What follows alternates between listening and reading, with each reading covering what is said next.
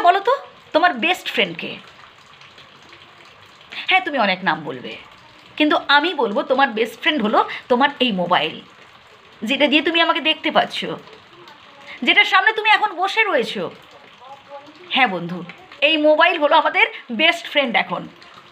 আসলে এটা কতটা ভালো কতটা মন্দ আমি সে বিষয়ে আসছি না, আমি শুধু এটা বোঝাতে চাইছি যে মোবাইল আমাদের জীবনে কত বড় স্থান দখল করে রেখেছে।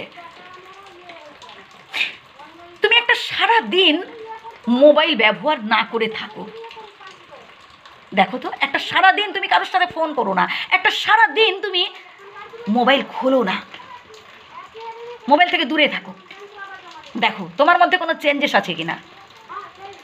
হ্যাঁ, অবশ্যই আসবে, তোমার মধ্যে অনেক চেঞ্জেস আসবে।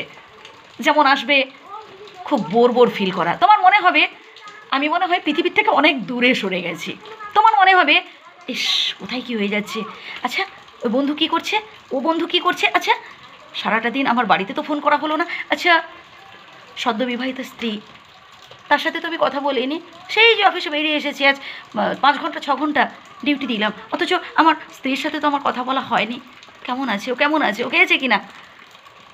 একজন প্রেমিক ভাবছে ইস প্রেমিকাটাকে তো ফোনই করা হলো না, ও মনে হয় আমাকে ভুলেই গেল। একটা সারা দিন তুমি মোবাইল থেকে দূরে থাকো, দিলে আসলেই বুঝতে পারবে যে মোবাইল আমাদের জীবনে কতটা স্থান দখল করে রেখেছে।